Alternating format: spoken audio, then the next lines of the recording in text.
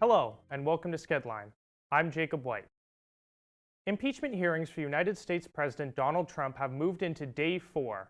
U.S. Ambassador to the European Union Gordon Sutherland testified in front of Congress today. Ambassador Sutherland confirmed that there was a quid pro quo in the Ukraine controversy. 2 other witnesses will testify this afternoon: the Special Assistant Secretary of Defense for Russia and Ukraine, Laura Cooper, and the Undersecretary of State for Political Affairs, David Hale. Moving to Canadian politics, Prime Minister Justin Trudeau has announced his cabinet for his minority government today. Foreign Minister Chrystia Freeland will be named Deputy Prime Minister and Minister of Intergovernmental Affairs. Freeland's work on the new trade deal, as well as being born in Alberta, were reasons why she was chosen to stem a divide with the Western provinces. Freeland will be replaced by Infrastructure Minister François-Philippe Champagne. The news comes after Alberta Premier Jason Kenney berated the government for not caring about his province. In other national news, industry leaders are pressuring the government to reconvene ahead of schedule and stop the CN rail strike. The concerns from the potential financial losses and damage to the country's reputations abroad. The agriculture and manufacturing industries have already felt the hit as some facilities are shutting down operations as early as this Friday. Rail workers have been without a contract since July and are arguing for better hours and less dangerous working conditions. Talks are continuing between CN Rail and Teamsters Canadian Rail Conference. In local news, a man has died after being tased by police Wednesday morning. Peel police were called to the scene of a home near Tompkin Road and Burnhamthorpe Road East. Police found the man in the backyard of his home. He was rushed to hospital where he died an hour later. The province's Special Investigations Unit is investigating. Now, let's go outside to Rhea Paul for today's weather. The snow is melting down outside and the weather getting warmer. You can actually ditch your snow boots and cool snow jackets and walk outside to take a fresh breath. Now let's see how Humber College students think of the warmer temperatures. So I'm really excited that it's going to get a bit warmer. I think it got way too cold this year, too early.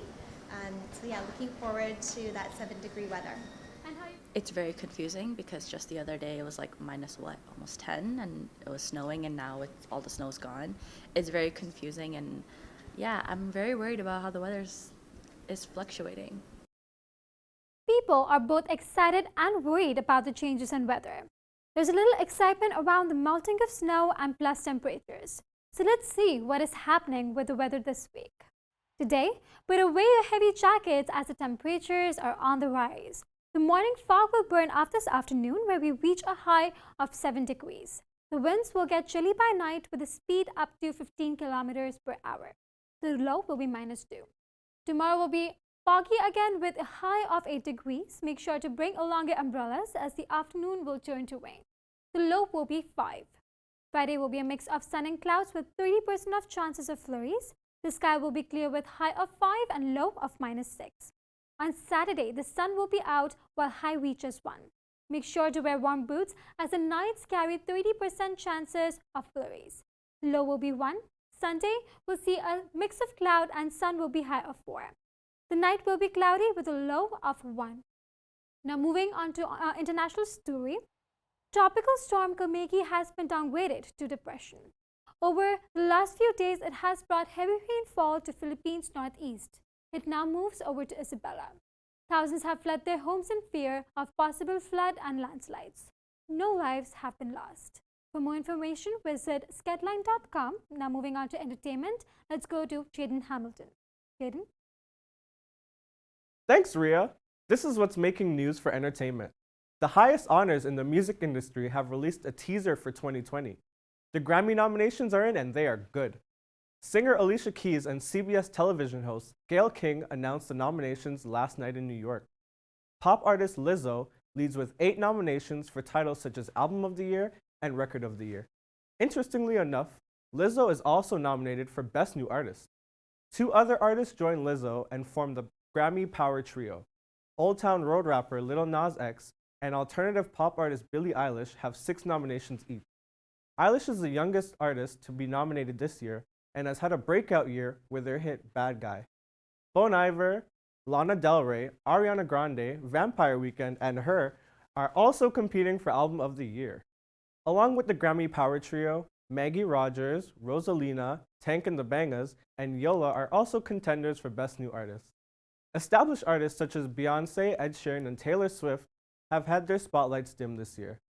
Swift was recently making headlines after controversy with her old label, Big Machine. This happened after Swift was set to perform her old hits at the American Music Awards, but was denied by the label. The Grammys will be handed out in Los Angeles on January 26th, and we are excited. Alicia Keys will host the show. Now over to Jack for a very eventful sports update. Thanks, Jaden. Here's what's going on in the sports world.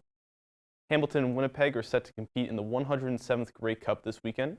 The championship game in Calgary on Sunday will mark the 9th time in the history of the CFL that the two clubs have played for the iconic trophy after having last met in 1984. The Tiger Cats advanced to the championship after defeating the Edmonton Eskimos this past Sunday, while the Blue Bombers advanced after a narrow victory over the Saskatchewan Roughriders. Both teams arrived in Calgary yesterday and will begin practicing for the game today. Over to the ice now. The Toronto Maple Leafs are reeling after a 4-2 loss to the Vegas Golden Knights. The result marked the 6th straight loss for the team. The Leafs have not held a lead in a game since November 5th against the Kings. Top scorers for the Golden Knights include former Hab Max Pacioretty and rookie Cody Glass with 2 points each, while veteran Jason Spezza had 2 points for the Buds. Toronto continues its 6-game road trip tomorrow against the Arizona Coyotes in the desert. Every Canadian team was in action last night. The Montreal Canadiens lost against the Columbus Blue Jackets after a strong performance from youngster Pierre-Luc Dubois and goaltender Jonas Korpisalo. The Habs will have a chance to bounce back quickly when they play the rival Ottawa Senators tonight in Montreal. The Ottawa Senators are coming off a big win last night against the Detroit Red Wings. Anthony Duclair built off his great start to the season by leading the charge with 2 goals and an assist in a tight 4-3 game.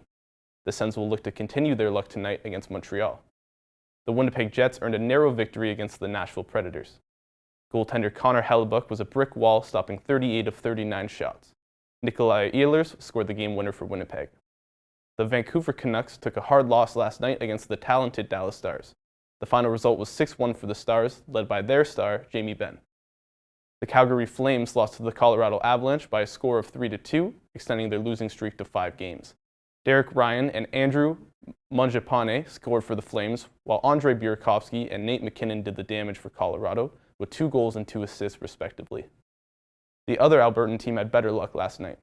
The Edmonton Oilers handily beat the Sharks at home by a score of 5-2. The always dominant Connor McDavid led the way again with 3 points, while Oscar Klefbom and Darnell Nurse had 2 assists each. Now on to the hardwood. The Toronto Raptors return home tonight to play the Orlando Magic. The Raptors are coming off their dominant victory over the Charlotte Hornets on Monday, where they improved their record to 9-4. The Magic are currently sitting at 6-7, good for 7th place in the Eastern Conference. Small forward Stanley Johnson will miss the game for the Raptors tonight after going down with a groin injury earlier this week. Pascal Siakam will be looking to lead the way again for the Raps, while OG Anunoby is hoping to build off his career-high 24 points earned Monday. Moving on to our Humber Hawks, the badminton team placed on the podium in all 5 disciplines in the annual Fanshawe Invitational in London.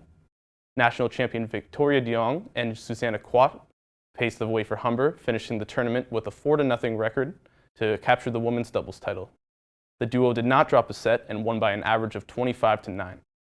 Duong and Kwok also competed in women's singles. Duong placed 2nd with a 4-1 record, while Kwok finished 3rd with a 3-1 record. Desmond Chain and Arpit Tanea recorded a 3rd place finish in men's doubles, while Chan and Kwok also finished 3rd in mixed doubles. National champion Ramnish Kumar and Tanea finished 3rd in men's singles, with Tanea ending with a 4-1 record and Kumar with a 3-1 record. Humber Badminton will wrap up 2019 with the George Brown Invitational December 7th and 8th. For Skedline Sports, I'm Jack Anderson. Back to you, Jacob. Thank you, Jack. Today is International Transgender Day of Remembrance. The day is to honor the losses in the transgender community and a reminder to fight for justice. Thank you for watching today's webcast. For more information on our stories, visit skedline.com. And for Skedline, I'm Jacob White.